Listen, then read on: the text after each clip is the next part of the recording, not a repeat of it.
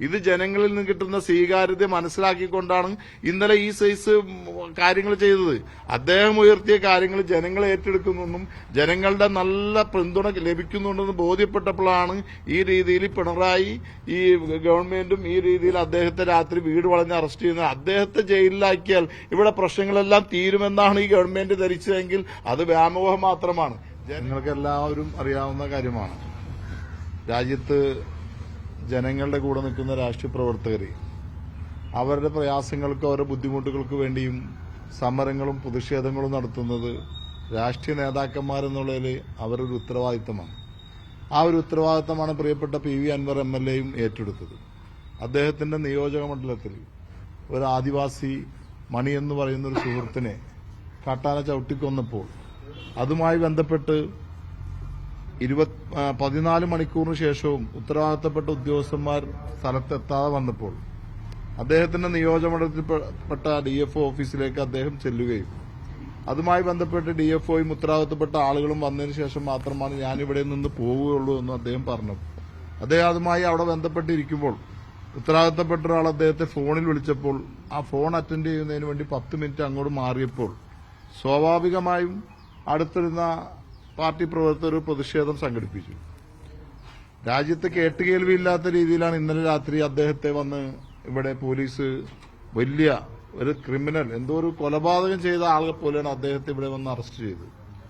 ഒരു നേതാവും ഒരു പാർട്ടി എംഎൽഎയും എന്ന നിലയിൽ അതിന് നേതൃത്വം കൊടുത്ത ആൾ സ്വാഭാവികമായി മാറിയപ്പോൾ അണികൾ എന്തെങ്കിലും ചെയ്തതിന് ആരാണ് ഈ നമുക്ക് നിങ്ങൾക്ക് എത്രയോ റിപ്പോർട്ട് ചെയ്ത എന്താണ് സെക്രട്ടേറിയറ്റിന്റെ മുമ്പിലും കളക്ടറേറ്റിന്റെ മുമ്പിലും ഉദ്ഘാടനം ചെയ്തോ അല്ലെങ്കിൽ നേതൃത്വം കൊടുത്ത നേതാവിനെയോ ഇത്ര പാതിരാത്രി വന്ന് ആക്രമിക്കുന്ന കേസിൽ പ്രതിയാക്കുമായിരിക്കും.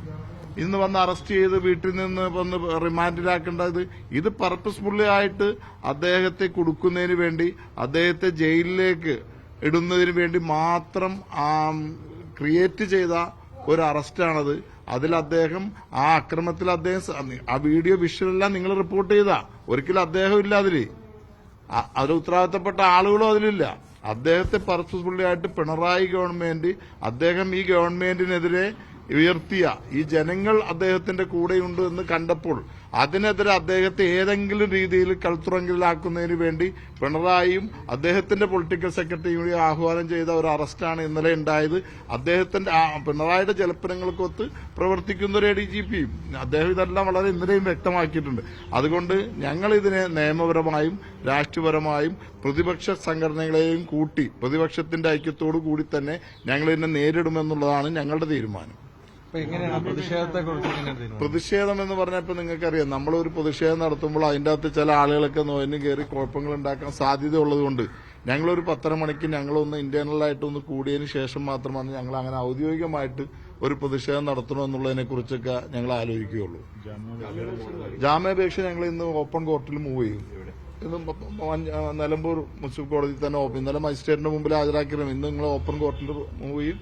അവിടുത്തെ ഇതനുസരിച്ച് അടുത്ത നടപടിക്രമത്തിലേക്ക് പോകും.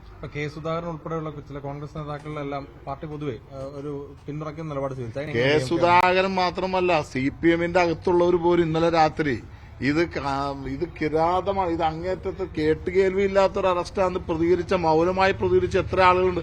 അത് നിങ്ങൾക്കറിയാൻ പറ്റും. അദ്ദേഹത്തിന്റെ ഫോൺ കയ്യിലുള്ളപ്പോൾ തന്നെ അദ്ദേഹത്തെ പല CPM നേതാക്കളും അദ്ദേഹം വിളിച്ചിട്ടുണ്ട്. ഇത് ജനങ്ങൾ പ്രതിഷേധിക്കേണ്ടതല്ലേ? ഇങ്ങനത്തെ ഒരു അറസ്റ്റ് നമ്മുടെ കേരളത്തിൽ കണ്ടിട്ടുണ്ടോ? ഇങ്ങനെ ഒരു MLA അർദ്ധരാത്രി വന്ന് അദ്ദേഹത്തിന്റെ വീട് വളഞ്ഞ് എന്തായിരുന്നു ഇന്നലെ ഇവിടെ കാണിച്ചത്? അദ്ദേഹത്തിന്റെ വീട് വളഞ്ഞ് അദ്ദേഹത്തെ അറസ്റ്റ് ചെയ്ത് മറ്റേ വലിയ 2-3 ബസ്സും ഈ രാജ്യത്തെ പോലീസുകാരെ കൂടി വന്ന് അദ്ദേഹത്തെ അറസ്റ്റ് ചെയ്തുകൊണ്ട് രാജ്യത്ത് കേട്ടുകേൾവിയുണ്ടോ? അദ്ദേഹം ചെയ്ത തെറ്റെന്താണ്? അദ്ദേഹം ഈ രാജ്യത്തെ അദ്ദേഹത്തിന്റെ സ്വന്തം മണ്ഡലത്തിലെ ജനങ്ങളുടെ ഇഷ്യം ഇപ്പൊ നിങ്ങൾ അദ്ദേഹം പറഞ്ഞു 5-6 ദിവസമായിട്ട് 6-7 പേരെ കാട്ടാന ചവിട്ടിക്കൊന്നു. എറണാകുളം ജില്ലയിൽ 2 പേര് കട്ടപ്പന, അവിടെയൊക്കെ ഞങ്ങൾ സന്ദർശിച്ചതാണ്.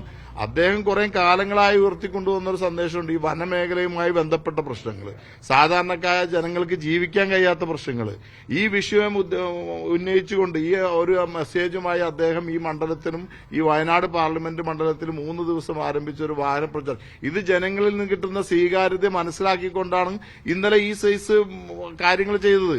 അദ്ദേഹം ഉയർത്തിയ കാര്യങ്ങൾ ജനങ്ങൾ ഏറ്റെടുക്കുന്നെന്നും ജനങ്ങളുടെ നല്ല പിന്തുണ ലഭിക്കുന്നുണ്ടെന്ന് ബോധ്യപ്പെട്ടപ്പോഴാണ് ഈ രീതിയിൽ പിണറായി ഈ ഗവൺമെന്റും ഈ രീതിയിൽ അദ്ദേഹത്തെ രാത്രി വീട് വളഞ്ഞ് അറസ്റ്റ് ചെയ്യുന്നത്. അദ്ദേഹത്തെ ജയിലിലാക്കിയാൽ ഇവിടെ പ്രശ്നങ്ങളെല്ലാം തീരുമെന്നാണ് ഈ ഗവൺമെന്റ് ധരിച്ചതെങ്കിൽ അത് വ്യാമോഹം മാത്രമാണ്. ജനങ്ങൾ ഇത് ഏറ്റെടുത്ത് ഈ സമരവുമായി മുന്നോട്ട് പോകും. അദ്ദേഹം എന്ന് പുറത്തു വരുന്നോ അതുവരെ നിരന്തരമായ സമരങ്ങളുമായി ഞങ്ങളും പോകും. അതിന്റെ സമരരൂപം എങ്ങനെയാന്നുള്ളതിനെ കുറിച്ച് ഞങ്ങൾ ഇന്നൊരു 10-15 കൂടി ആലോചിച്ചതിന് ശേഷം മാത്രം സമരരൂപത്തിന്റെ കാര്യങ്ങൾ ഞങ്ങൾ തീരുമാനിക്കുകയുള്ളൂ.